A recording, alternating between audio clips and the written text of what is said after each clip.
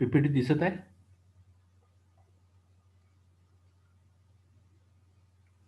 Hello हो hello. Sir. हां.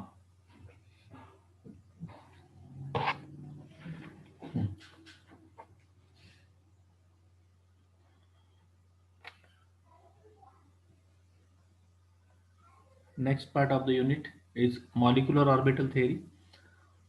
We have already seen this in, I think, inorganic chemistry. Inorganic chemistry मध्ये आपण हे ऑलरेडी पॉस्च्युलेट्स वगैरे मॉलिक्युलर ऑर्बिटल थेअरीचे पाहिले असेल याच्या आधीच थर्ड सेमला वगैरे इनऑर्गॅनिक केमिस्ट्रीमध्ये होते. तर आपण पॉस्च्युलेट्स आणि क्रायटेरिया पाहू मॉलिक्युलर ऑर्बिटलचं फॉर्मेशनचं. ठीक आहे. व्हेनेवर देर इज आता मॉलिक्यूल कसा तयार होतो याच्यासाठी quantum how the molecules are form it was given by quantum theory and with the help of quantum theory there is a valence bond theory given by Pauling and Slater and molecular orbital theory given by Mulliken. Okay. It is totally based on quantum mechanics. हे quantum मेकॅनिक्सचा आधार घेऊन यांनी या theories केलेल्या आहे.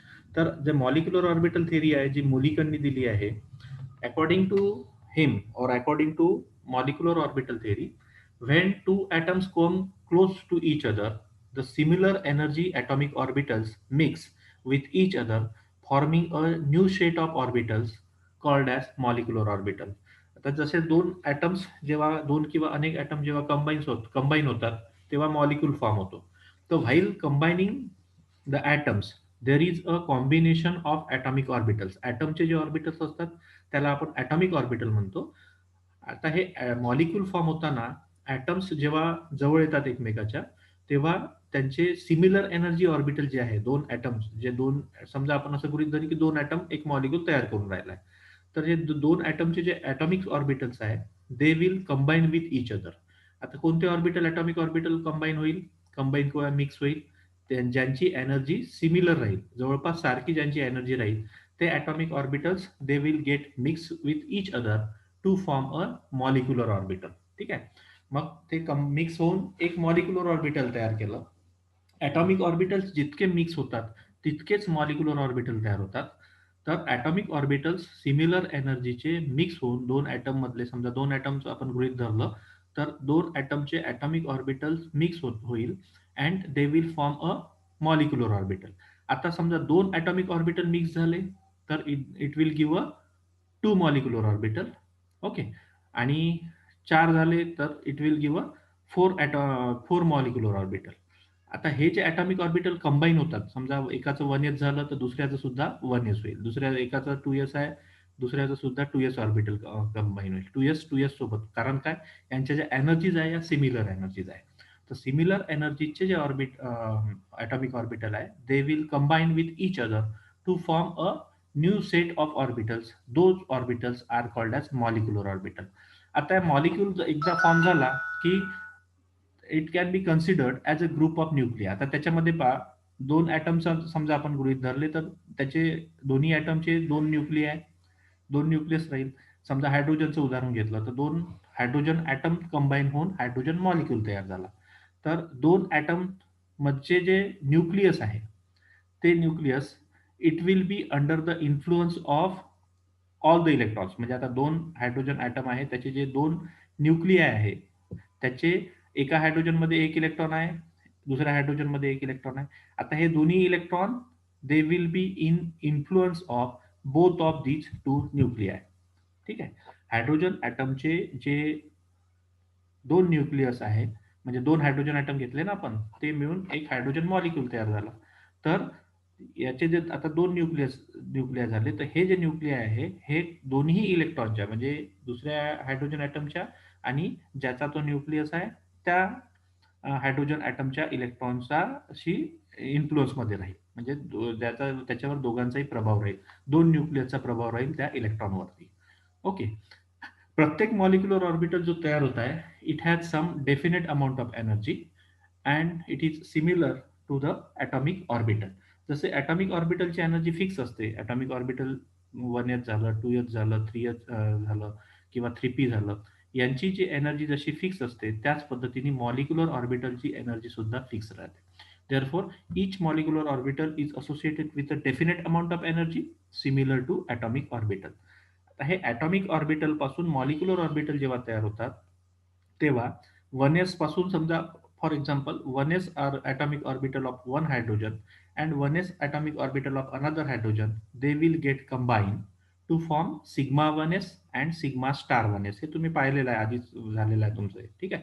तर हे जे सिग्मा 1s आहे, हा हा मॉलिक्युलर ऑर्बिटल आहे आणि म्हणजे बॉन्डिंग मॉलिक्युलर ऑर्बिटल म्हणतो त्याला, आणि सिग्मा स्टार 1s जे आहे त्याला एंटी बॉन्डिंग मॉलिक्युलर ऑर्बिटल म्हणतात. आता हे दोन हायड्रोजनचे 1s, एक हायड्रोजनचं आणि दुसऱ्या हायड्रोजनचं 1s, म्हणजे दोन ॲटॉमिक ऑर्बिटल कंबाईन झाले. किती मॉलिक्युलर ऑर्बिटल तयार झाले? ते सुद्धा दोनच तयार झाले. एक सिग्मा 1s आणि सिग्मा स्टार 1s. म्हणजे जितके number of atomic orbitals mix होतात, तितकेच number of atomic molecular orbital तयार होतात. जशी ॲटॉमिक ऑर्बिटलची एनर्जी फिक्स असते, तशीच मॉलिक्युलर ऑर्बिटलची सुद्धा एनर्जी फिक्स असते. आता each molecular orbital is associated with a wave function and the probability of finding the electron is given by psi square. आपल्याला माहिती आहे की क्वांटम मेकॅनिक्समध्ये आपण जे ऑर्बिटल कन्सिडर करतो, those orbitals are associated with a wave function. त्याला आपण वेव्ह फंक्शनने दाखवत असतो अँड it is denoted by psi. Okay. Psi हे प्रत्येक ऑर्बिटलशी रिलेटेड एक वेव्ह फंक्शन असते. ओके. आता या ऍक्च्युली आपण जसं क्वांटम मेकॅनिक्स सुरू करतो तेव्हा आपण म्हणतो की पार्टिकल ड्युअलिटी प्रिन्सिपल जे आहे, म्हणजे त्याला पार्टिकल नेचर असते, वेव्ह नेचर असते. आता वेव्ह म्हटलं तर त्याचं वेव्ह फंक्शन आलं. तर यामध्ये आपण जर ऑर्बिटल ला कन्सिडर केलं तर it is associated also associated with wave function and it is denoted by साय. आता probability of finding the electron is given bye साय स्क्वेअर. त्या इलेक्ट्रॉनची प्रॉबॅबिलिटी जी आहे त्या ऑर्बिटलमध्ये असण्याची, ती probability it is given bye साय square. Okay, that is the probability of finding the electron in a given orbital. Shape and size of molecular orbital is determined by shape and size of atomic orbitals from which they are formed. समजा sigma orbital form झाले किंवा काय म्हणतो आपण, sigma orbital जेव्हा form झाले किंवा 1s orbital जेव्हा फॉर्म होतो किंवा मॅक्सिमम ओव्हरलॅप होतो, तेव्हा आपल्याला माहिती आहे सिग्मा ऑर्बिटल तयार होतात आणि जेव्हा साइड वाईज ओव्हरलॅप होतो तेव्हा पाय ऑर्बिटल्स तयार होतात. तर जसे म्हणजे याचे शेप्स अँड साईज जसे ॲटॉमिक ऑर्बिटलचे असतात, त्याच पद्धतीने मॉलिक्युलर ऑर्बिटलचे सुद्धा शेप अँड साईज असतात.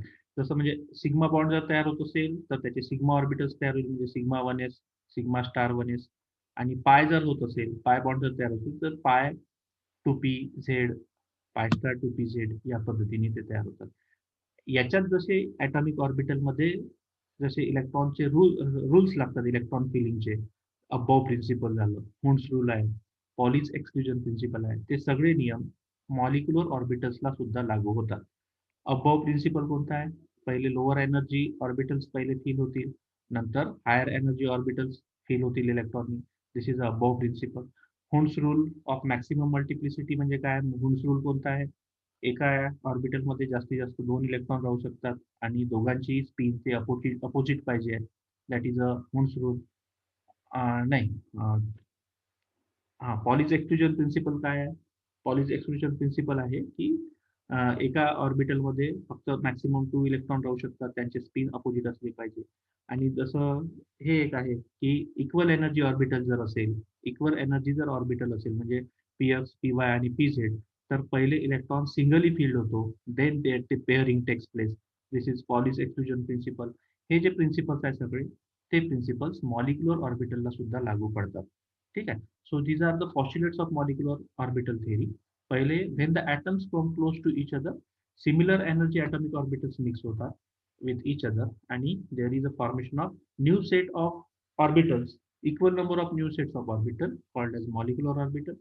आता जे मॉलिक्यूल तयार झाला तर त्याचे जे न्यूक्लियस आहे, दोन ॲटम म्हणजे दोन ॲटम मिळून समजा मॉलिक्यूल तयार होत असेल, तर त्यांचे जे न्यूक्लियस आहे, they are under the influence of all the electrons in a molecule. दोन्ही ॲटमचे जे इलेक्ट्रॉन्स असतात त्यांच्या इलेक्ट्रॉन्समध्ये वर त्यांचा इन्फ्लुअन्स असतो दोन्ही न्यूक्लियसचा. ठीक आहे. प्रत्येक मॉलिक्युलर ऑर्बिटलला डेफिनेट अमाऊंट ऑफ एनर्जी असते, जशी ॲटॉमिक ऑर्बिटलला असते त्याच पद्धतीने मॉलिक्युलर ऑर्बिटलची सुद्धा एक डेफिनेट अमाऊंट ऑफ एनर्जी असते. प्रत्येक molecular orbital it is associated with a wave function. जसं atomic orbital is associated with a wave function, similarly molecular orbital is also associated with a wave function called as psi, and the probability of finding the electron in molecular or atomic orbital it is denoted by psi square. Shape and size of molecular orbital it is determined by shape and sizes of atomic orbitals from which they are formed. म्हणजे sigma bond, sigma orbital, sigma overlap होत असेल तर sigma bond तयार होईल, partial overlap होत असेल तर pi bond वगैरे तयार होईल. तर it depends on the which type of orbitals are there and how they are combining. And electron फिलिंगचा जो रोल आहे या मॉलिक्युलर ऑर्बिटलमध्ये it is similar to the that of the atomic orbital. That means it follows Aufbau's principle, Hund's rule, and Pauli's exclusion principle. So these are some postulates of molecular orbital theory. Then there is a criteria for the formation of molecular orbital. Molecular orbital form होण्यासाठी या criteria आहे. या क्रायटेरियामध्ये जर ते atomic orbital येत असेल तरच molecular orbital form होतात. So during the formation of molecule we know that atomic orbital undergoes linear combination to give a molecular orbitals only if these conditions are satisfied. Okay, तर पहिली condition आहे the combining atomic orbital should have comparable energy.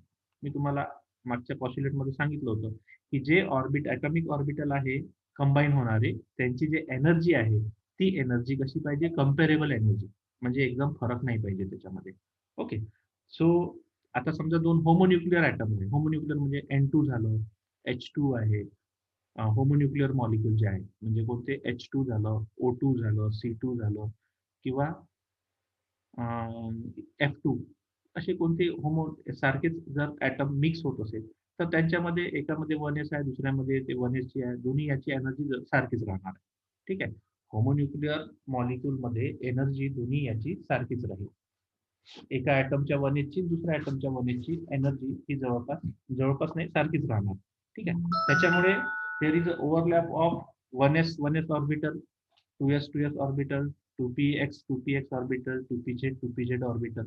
Okay, but in case of heteronuclear diatomic molecule जसं HF आहे, CO2 आहे, यामध्ये यामध्ये एका म्हणजे HFचं जर उदाहरण घेतलं तर HF मधला हायड्रोजनचं 1s ऑर्बिटलची एनर्जी आणि फ्लोरीनच्या 1s ची ऑर्बिटल ची एनर्जी 1s ॲटॉमिक ऑर्बिटलची एनर्जी ही सारखी राहणार नाही.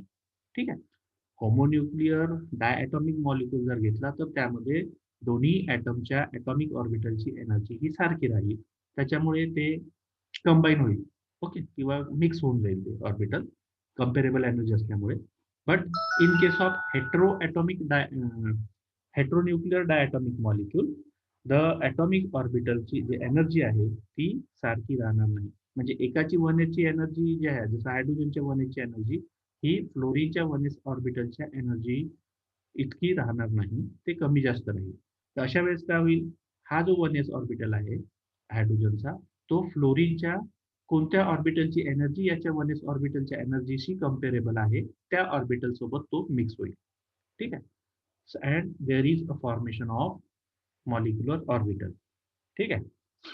So in case of heteronuclear diatomic molecule, the atomic orbital which get comparable energy orbital in the other atom, it forms a molecular orbital. So those orbital which have no counterparts remains non-bonding. ठीक आहे. जसं आता एखादा item आहे CO2 चं उदाहरण घेतलं समजा आपण तर कार्बनची 1s ची एनर्जी किंवा 2s ची एनर्जी हे ऑक्सिजनच्या 2s च्या एनर्जीच्या कंपेरेबल राहणार नाही. ओके, कंपेरेबल राहणार नाही. अशा वेळेस काय होईल, ज्याच्याशी तो कंपेरेबल एनर्जीची जर त्याला मिळाला ऑर्बिटल ऑक्सिजनचा तर ते कंबाईन होतील. पण जर त्याला काउंटर पार्ट मिळाला नाही म्हणजे दुसरा कुठलाच ॲटॉमिक ऑर्बिटल मिळाला नाही ज्याची एनर्जी याच्या एनर्जीशी कंपेरेबल आहे, तसा जर दुसरा काउंटर पार्ट जर त्याला मिळाला नाही तर तो it will remain as a non bonding molecular orbital. तो जशानी तसंच राहील त्या मॉलिक्युलर ऑर्बिटल डायग्राम मध्ये. ओके, आणि त्याला म्हणतो आपण non bonding molecular orbital. Okay, so this is the first point that is the criteria. This is the first criteria for the formation of molecular orbital, that the combining atomic orbital should have a comparable energy. Thus, they will get mixed and form a molecular orbital. Otherwise, it will remain as it is, called as non-bonding molecular orbital. Second point is the combining atomic orbital must overlap to a considerable extent. Okay. जे म्हणजे जे combine होणारे जे atomic orbital आहे ते considerable extent पर्यंत overlap व्हायला पाहिजे. जितका ओव्हरलॅप जास्त राहील तेवढा मॉलिक्यूल स्टेबल तयार होऊन जाईल. ठीक आहे. आणि ओव्हरलॅप जितका जास्त तेवढा बॉन्ड स्ट्रॉंग, अँड जेवढा बॉन्ड स्ट्रॉंग तेवढा molecule stable. So this is the second criteria, that the combining atomic orbital, it must have overlap to a considerable extent. And the third point is the combining atomic orbital should have same symmetry about molecular axis.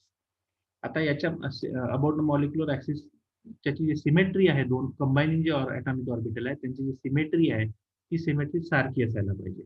For example, जर आपण असं म्हटलं की px orbital जे आहे it can combine with the px and py orbital, but it okay, म्हणजे px orbital जे आहे it can combine with px and py.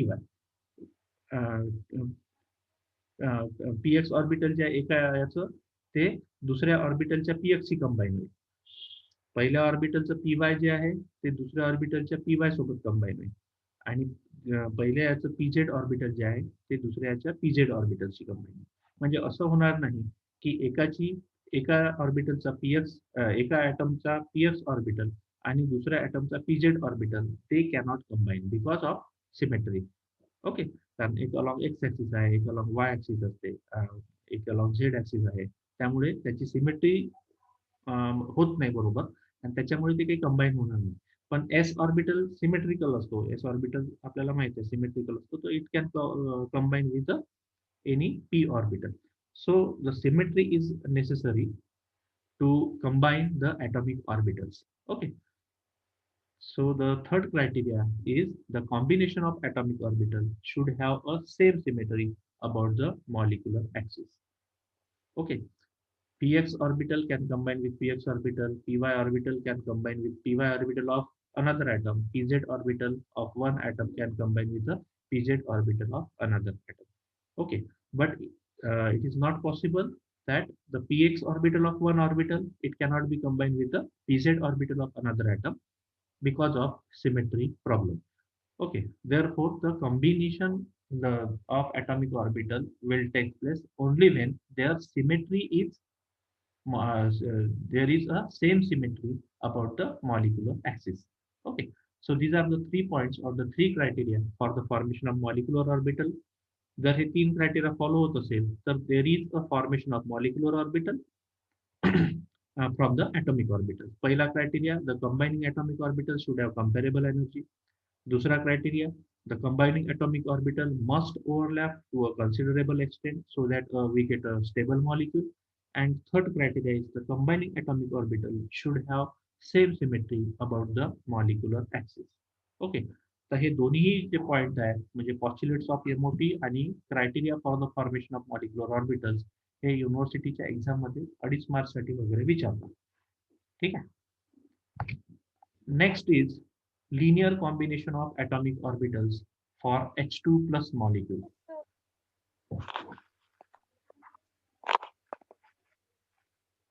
कुठे काही प्रॉब्लेम आहे?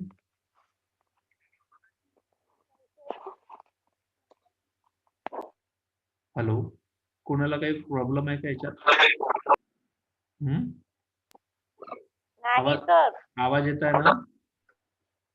हो सर. तुमची टेस्ट झाली का? एक नाही झाली. माझी मी घेतली का? नाही ना? नाही. ठीक ठीक. Next point is linear combination of atomic orbitals for H2+ ion. H2+ ion म्हणजे कोणता? 2 हायड्रोजन ॲटम कंबाईन झाले and it forms a hydrogen molecule. Okay, when 2 hydrogen atoms combines, it forms a hydrogen molecule. Means in a molecule. आता त्या molecule मध्ये according to molecular orbital theory there are two nucleus, one nucleus of one hydrogen atom and another nucleus of another hydrogen atom and two electrons. बरोबर आहे. H2 मध्ये दोन nuclei असेल आणि दोन इलेक्ट्रॉन्स असेल. Both these electrons are under the influence of both the nuclei. जे दोन्ही इलेक्ट्रॉन जे असतील ते दोन्ही इलेक्ट्रॉन या दोन्ही न्यूक्लियसच्या इन्फ्लुअन्स मध्ये असेल. पण आपण काय कन्सिडर करून राहिलो आहे, H2 मॉलिक्यूल कन्सिडर करून नाही राहिलो आहे, H2 प्लस आयन कन्सिडर करून राहिलो आहे. बरोबर आहे. H2 प्लस आयन मध्ये एक इलेक्ट्रॉन म्हणजे H2 मधला एक इलेक्ट्रॉन काढला म्हणजे एक इलेक्ट्रॉन किती राहिला, फक्त एक इलेक्ट्रॉन. आणि न्यूक्लिया किती आहे, दोन न्यूक्लिया आहे. बरोबर आहे. एका हायड्रोजनचा एक न्यूक्लियस आणि दुसऱ्या हायड्रोजनचं दुसरं न्यूक्लियस. Both these nucleus are have only one electron. बरोबर आहे. कारण H2 प्लस आयन जेव्हा कन्सिडर करतो आपण तेव्हा एक इलेक्ट्रॉन असेल, वन इलेक्ट्रॉन, आणि न्यूक्लिया किती, दोन nuclei. Okay. So this system we have to consider or we have to determine the energy of this system, that is H2 plus ion molecule, by using a quantum mechanics. So when we consider this, here there is electron. हा electron घेतला आपण आणि this electron is under the influence of these two nuclei. या दोन न्यूक्लियाच्या influence मध्ये हा electron आहे. पहिलं हायड्रोजन आहे त्याला आपण HA म्हटलं आहे. पहिला हायड्रोजनचा जो न्यूक्लियस आहे त्याला आपण HA म्हटलं आहे. दुसऱ्या हायड्रोजनचा जो न्यूक्लियस आहे त्याला आपण HB म्हटलं आहे. ठीक आहे. The distance of electron. आता एक गोष्ट नोट करून घ्या की these two nuclei, ह्या ज्या टू न्यूक्लिया आहे, these we have taken as a stationary. Stationary म्हणजे हे काही आपल्या जाग्यावरून चालणार नाही, हे आपण पहिलेच अज्युम केलेलं आहे. ठीक आहे. these two nuclei are on the fixed position. हे जे दोन न्यूक्लिया HA आणि HB, they are stationary and are on the fixed position, but electron can move. तसे बॉर्न ओपेनहेमर अप्रॉक्सिमेशन जे आहे, according to that approximation the nuclei are so bulky that they cannot move extremely, or they can move extremely slowly as compared to the electron. इलेक्ट्रॉनच्या तुलनेत जे nucleus असतात ते nucleus कमी move होतात, असं बॉर्न अप्रॉक्सिमेशन प्रिन्सिपल असं आपल्याला म्हणतं. पण तसंही जर ते जरी नाही लावलं तरी आपण असं गृहीत धरणार आहोत की हे जे दोन न्यूक्लिया आहे, both this nuclei are stationary. Stationary म्हणजे एका जागी आहे असं आपण गृहीत धरणार आहोत. त्यांचं ऍक्च्युली काय होत असते, त्यांचं the nuclei are also not stationary. ते जवळ येतात, दूर जातात, हे वगैरे असते. पण आपण असं पहिले गृहीत धरून राहिलो आहे की this nucleus, that is the nucleus of hydrogen atom A and nucleus of hydrogen atom B, they are stationary, and the distance between these two nuclei is capital R. या दोन न्यूक्लिया मधलं जे डिस्टन्स आहे ते किती घेतलंय आपण, कॅपिटल R. ठीक आहे. therefore this R, हे जे R आहे, that is internuclear distance, it is taken as a constant. Okay. आणि आता आपण काय करू, हा इलेक्ट्रॉन मूव्ह होणार आहे, because electron can move. This nuclei are stationary and now electron can move. आता इलेक्ट्रॉन कॅन मूव्ह असं जेव्हा म्हटलं आपण, this electron it can be associated with a wave function. Okay. तो मूव्ह होत आहे, हा पार्टिकल आहे, हा मूव्ह होत आहे, त्याच्यामुळे it is associated with a wave function psi. So we have a system. अशी सिस्टीम आपल्याला मिळाली आहे for a moving electron, that H2 plus ion, it consist of two nuclei and one electron. या पद्धतीची system आहे. दोन nuclei आणि एक इलेक्ट्रॉन या पद्धतीची सिस्टीम आहे. This distance, that is the distance of electron from this HA nuclei, we have taken as RA, आणि distance of this electron from this nuclei, that is HB, we have taken it as a RB. हे जे distance आहे आपण RA घेतलेला आहे, हे जे distance आहे आपण RB घेतलेला आहे. नाव आता या सिस्टीमची जर पोटेन्शियल एनर्जी जर काढायची असेल आपल्याला, याची जर पोटेन्शियल एनर्जी जर काढायची असेल, Now there is a interaction between the nuclei. आपल्याला माहित आहे की न्यूक्लियस मध्ये रिपल्शन होते. There is a repulsive force between these two nuclei. Okay, but these nuclei are bonded with each other with the help of this electron. हा electron असल्यामुळे हे nuclei इथपर्यंत आहे. ठीक आहे. नाहीतर हा न्यूक्लिय हा इलेक्ट्रॉन असल्यामुळे हे न्यूक्लिय इथपर्यंत आहे. नाहीतर ते न्यूक्लिय एकमेकांना रिपेल केले असते. ठीक आहे. पण आपण स्टेशनरी म्हणून कन्सिडर केला आहे, त्यामुळे हे जे डिस्टन्स आहे डिस्टन्स चेंज होणार नाही, म्हणून आपण इथे आर गृहीत धरलेला आहे. हे डिस्टन्स आर गृहीत धरला किंवा फिक्स केलेला आहे. आता या टोटल एनर्जी जेव्हा सिस्टीमची आपण पोटेन्शियल एनर्जी जेव्हा आपण कॅल्क्युलेट करतो, तेव्हा आपल्याला यांच्यामध्ये जे फोर्सेस ऑफ अट्रॅक्शन आहे आणि फोर्सेस ऑफ रिपल्शन जे आहे ते आपल्याला कन्सिडर करावे लागेल. पहिलं आहे इंटरन्यूक्लियर रिपल्शन. इंटरन्यूक्लियर रिपल्शन म्हणजे repulsion between HA and HB. Okay, so this repulsion is given by, in atomic unit, this repulsion is given by E square upon R. Charge on this divided by the distance between them. Square of the charge divided by the distance between them. Okay, so this internuclear repulsion, it is equal to, between these two nuclei, is given by E square upon capital R. यांचे charges divided multiplication of the charges divided by the R, that is distance between them, that is e square upon. आता इथे repulsion होऊन आहे जे काय आहे ते repulsion आहे, त्याच्यामुळे इथे आपण पॉझिटिव्ह साईन घेतलेली आहे. ठीक आहे. सेकंड केसमध्ये काय, attraction of electron with nucleus HA. HA nucleus सोबत हा इलेक्ट्रॉन काय होईल, अट्रॅक्ट होईल. तसंच HB सोबत पण होईल. HA सोबत जेव्हा होईल तेव्हा त्याची पोटेन्शियल एनर्जी सिस्टीमची काय होईल, अट्रॅक्शन होऊन राहिला आहे म्हणून मायनस साईन घेतली इथे. ई स्क्वेअर, याचे चार्जेसचा square, e square divided by distance between them, that is RA. त्याच पद्धतीने attraction of electron with nucleus HB, attraction of electron with nucleus HB, it is given by minus E square upon RB. So therefore आता सिस्टीमची जेव्हा आपण total potential energy काढू, this total potential energy is given by addition of all this. त्या प्रत्येकाचं जेव्हा addition करू तेव्हा आपल्याला total potential energy of the system आपल्याला मिळेल. ठीक आहे. Total potential energy of the system we will get by adding all these forces. तर काय मिळेल मग आपल्याला, therefore total potential energy V is equal to this he term minus he term plus he term, याची addition केली फक्त. आता श्रॉडिंजर wave equation कोणता आहे, श्रॉडिंजर वेव्ह इक्वेशन आपल्याला माहित आहे, del square psi upon del x square plus del square psi upon del y square plus del square psi upon del z square. याच्याऐवजी आपण हा डेल्टा लिहू शकतो. ठीक आहे. तर याला डेल्टा स्क्वेअर साय लिहिलं प्लस काय असते, 8 pi square mu, that is reduce mass, S पाय square mu divided by H square into in bracket E minus V into psi is equal to 0.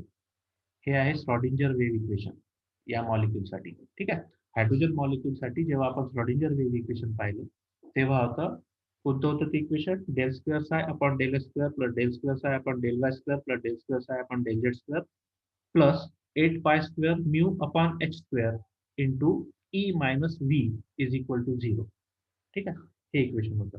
आता डेल जे आहे del x square psi upon del x square वगैरे, तर that can be written as delta, म्हणून इथे आपण दिलं delta square साय प्लस आता बाकीचे जे टर्म आहे 8 pi square mu upon h square into e minus V into psi is equal to 0. आता इथे पहा, व्हीच्या ठिकाणी मी हे पोटेन्शियल एनर्जी ठेवली, व्हीच्या ठिकाणी इथे पोटेन्शियल एनर्जी ठेवली. इथे आहे ई मायनस व्ही असते, त्याच्यामुळे याचे जे साईन आहे त्या साईन चेंज होऊन जाईल. बरोबर आहे. ई इथे मायनस आहे तर का होऊन जाईल, म्हणजे ब्रॅकेटच्या बाहेर मायनस साईन असल्यामुळे आतमधल्या साईन ज्या चेंज होतात. तर ई मायनसच्या ठिकाणी इथे प्लस होऊन जाईल, plus e square upon r a plus e square upon r b, इथे प्लस आहे तिथे मायनस होऊन जाईल, minus e square upon r. Okay. फक्त व्ही ची व्हॅल्यू आपण इथे पुट केलेली आहे. ई मायनस व्ही होतं, तर मायनसच्या असल्यामुळे यांच्या साईन चेंज झाल्या आणि त्यामुळे आपल्याला या पद्धतीने मिळालं, into psi is equal to 0. Okay. This is a Schrodinger wave equation for this molecule. Now let wave functions आता आपण पाहू. Wave function of molecular orbitals in H2 plus. If psi a it represents the wave function of electron. आता पहा, हा जो electron आहे हा electron दोन्ही न्यूक्लियसच्या इन्फ्लुअन्स मध्ये आहे. HAच्याही सुद्धा इन्फ्लुअन्स मध्ये आहे आणि HBच्या सुद्धा इन्फ्लुअन्स मध्ये आहे तो इलेक्ट्रॉन. ठीक आहे. म्हणून आपण काय म्हणतो आता त्याची वेव्ह फंक्शन जे आहे. सो जेव्हा आपण तो HAच्या इन्फ्लुअन्स मध्ये असेल, whenever the electron is under the influence of HA, it has a wave function psi a. जर तो HAच्या इन्फ्लुअन्स मध्ये असेल तर त्याचं जे रिलेटेड वेव्ह फंक्शन आहे ते आपण psi a घेतलं आहे. When it is under the influence of Hb nuclei, then its wave function is psi b. Therefore, psi a and psi b are the wave functions of electron when it is with Ha and Hb respectively. ठीक आहे. जेव्हा Ha सोबत च्या influence मध्ये HAच्या influence मध्ये जेव्हा electron असेल तेव्हा आपण वेव्ह फंक्शन घेतला आहे psi a आणि HBच्या इन्फ्लुअन्स मध्ये असेल तर तेव्हा आपण घेतला आहे वेव्ह फंक्शन psi b. ठीक आहे. आता wave function of molecular orbital हे दोन ॲटम्स आहेत. हे जेव्हा कंबाईन होते तेव्हा मॉलिक्युलर ऑर्बिटल तयार होतात. तर तेव्हा वेव्ह फंक्शन मॉलिक्युलर ऑर्बिटलचं जेव्हा वेव्ह फंक्शन आपण लिहितो तेव्हा काय यूज करत असतो? LCAO approximation. Okay. Linear combination of atomic orbital हे आपण यूज करत असतो. Therefore, the wave function of molecular orbital, जर आपल्या मॉलिक्युलर ऑर्बिटलचं जर वेव्ह फंक्शन आपल्याला काढायचं असेल तर it will be equal to some constant into wave function of HA plus some constant into wave function of HB. ठीक आहे. ठीक आहे. Wave function of HB. So this is called as LCAO approximation. त्याला LCAO approximation actually जे plus minus पाहिजे आहे. ठीक आहे. पण आपण याच्यासाठी आपण प्लसच लिहिला आहे. तर psi MO मॉलिक्युलर ऑर्बिटलचं जर वेव्ह फंक्शन आहे, it is given by C1 into psi A plus C2 into psi B.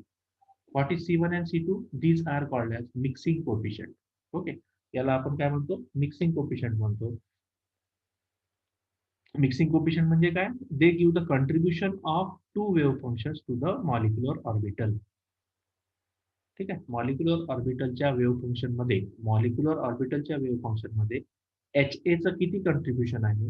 It is given by C1 and molecular ऑर्बिटलच्या वेव्ह फंक्शन मध्ये HBचं किती कॉन्ट्रीब्युशन आहे? It is given by C2. Okay. Psi बीचं किती contribution आहे आणि साय एचं किती कंट्रीब्युशन आहे वेव्ह फंक्शन फॉर्म करण्यामध्ये? तर it is given by C1 and C2 and it is called as mixing coefficient. ठीक आहे. So since these are the wave function. हे जे आहे वेव्ह फंक्शन आहे. वेव्ह फंक्शन म्हणजे काय हे तुम्हाला माहित असलं पाहिजे. It is continuous, it is definite. ठीक आहे. हे सगळ्या त्याच्या criteria. It should be non zero वगैरे वगैरे त्या क्रायटेरिया आहे त्याच्या. If psi is a wave function it must follow this criteria. हे आपण आधी पाहिलेलं होतं. म्हणजे क्वांटम मेकॅनिक्स मध्ये तुम्ही शिकलेले आहे की psi हे वेव्ह फंक्शन असण्यासाठी त्यांनी काय काय फॉलो करायला पाहिजे. Okay. So since HA and HB are wave function, HA आणि HB हे जर वेव्ह फंक्शन असेल तर of the orbital then they are normalized. Normalized म्हणजे काय? नॉर्मलाइज म्हणजे त्याची जे इंटिग्रल व्हॅल्यू आहे साय आणि त्याचा कॉम्प्लेक्स कॉन्जुगेट साय स्टार याची जी व्हॅल्यू आहे इंटिग्रेशनची ती किती आली पाहिजे? 1 आली पाहिजे. ठीक आहे. सो जर ते ऑर्बिटलचे वेव्ह फंक्शन आहे, ऑर्बिटलचे जर वेव्ह फंक्शन असतील तर they must be a normalize wave function. Normalize wave function म्हणजे काय? त्याचा जो प्रोडक्ट आहे दोन म्हणजे साय आणि त्याचा कॉम्प्लेक्स कॉन्जुगेट हा प्रोडक्ट 1 आला पाहिजे. का बरं 1 आला पाहिजे? कारण ऑर्बिटलमध्ये probability of finding the electron is 1. ऑर्बिटलमध्ये इलेक्ट्रॉन असण्याची शक्यता 100% असते. त्यामुळे दे जर psi A and psi B if these are the wave function of orbital, हे ऑर्बिटलचे वेव्ह फंक्शन असल्यामुळे they must be a normalized wave function. ते नॉर्मलाइज असले पाहिजे. ठीक आहे. आता नॉर्मलाइज असले पाहिजे म्हणजे काय? Integration of psi A into d tau. हे टॉ आहे टॉ. Integration of psi A into d tau is equal to 1 and integration of psi B into d tau is also equal to 1. ठीक आहे. जर ते नॉर्मलाइज असेल तर त्यांचं जे इंटिग्रेशन आहे ते इंटिग्रेशनची व्हॅल्यू 1 असायला पाहिजे. तर हे ऑर्बिटलचे वेव्ह फंक्शन असल्यामुळे हे नॉर्मलाइज आहे. जर नॉर्मलाइज आहे तर याची व्हॅल्यू 1 यायला पाहिजे, 1 असायला पाहिजे. ठीक आहे. So this is equation 2.